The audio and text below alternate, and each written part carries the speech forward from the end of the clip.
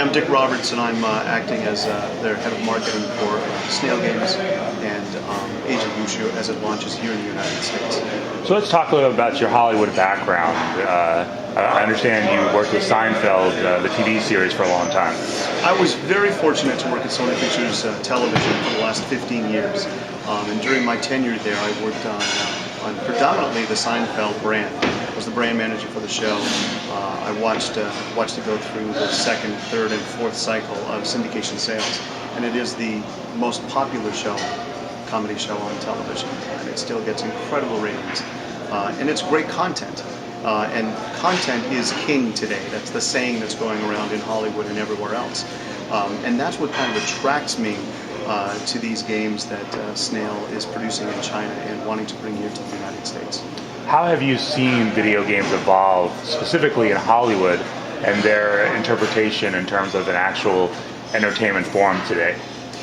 Well, look, it all started really with Mortal Kombat, 15 years or so ago, and that was an extremely successful transition from a gaming side to the Hollywood side in its infancy. And since then, the games have gotten much more sophisticated.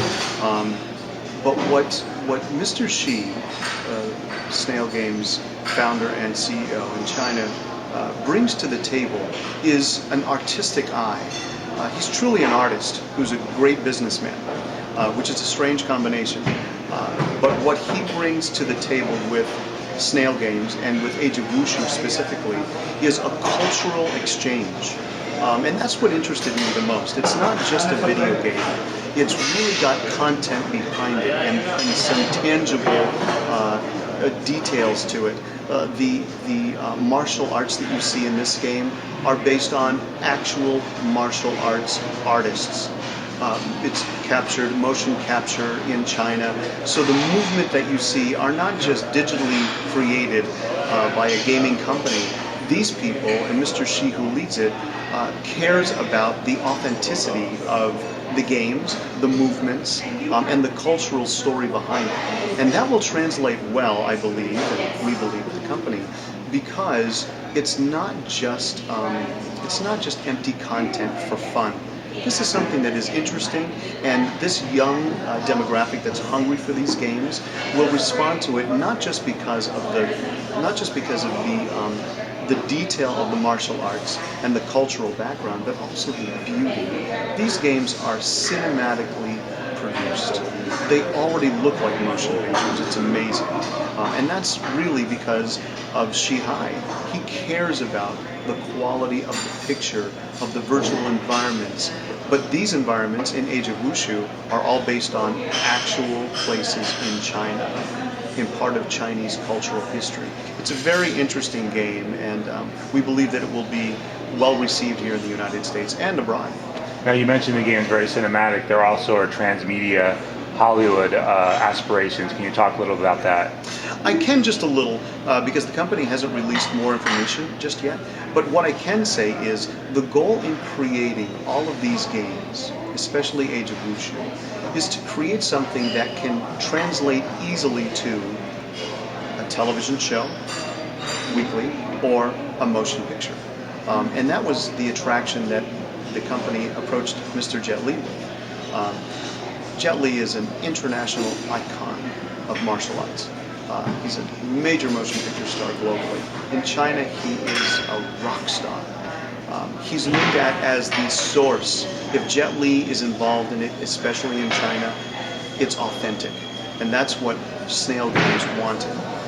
So to bring Mr. Jet Li involvement into these games, and especially Age of Wushu, obviously tells everyone that there's a quality that we're looking at here. And there's a special quality to these games. It's something that's very different. And wanting to create these kind of games that will translate well to other content that can be exploited and used and brought to the international audience is the goal of Snail Games. They're not just creating video games for now. They're creating content, not just video games. They're creating content that will extend to other platforms down the road into the future. And when will people first be able to get their hands on this free-to-play game? This free-to-play game is scheduled for release in early 2013 February 1st is the current release date, and it looks like that's the pretty solid date. So we're very excited about it. Can you give us a sense, because for a lot of people this is the first time they're hearing about Snail games, and probably about this game in particular, but how popular it already is over in China?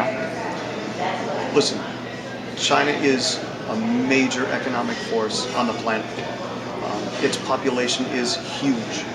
This game is enormously successful in China. Snail Games, the company, and Mr. Shihan, extremely popular and successful in China. They want to translate that success by creating that kind of content, translate that to the rest of the world. So in China, the goal there was to create these kind of games that responded well to that youth audience. And it's not just the youth. Because of the cultural background and those real tangible touch points, it's something that older gamers are interested in now. So that will translate well, especially as it launches in Europe. So I think that it's a very interesting approach by the company, who started out in China. You know, a little background on Mr. Shi. He's a very successful entrepreneur who had other non-gaming successes in China, and it's a testament to his creativity that he could see how to reach an audience. And he did work in catering. He ran a very successful catering business. Very successful. He kind of reached his audience through their stomachs. And then he had a very successful karaoke business. And that is extremely successful in China. And so he reached his audience then through the second step, through having fun with friends and going out and socializing. And now he's reaching his audience through culture and through cultural exchange and through the beauty of these games. And it's moving art. That's why we say it's so cinematic.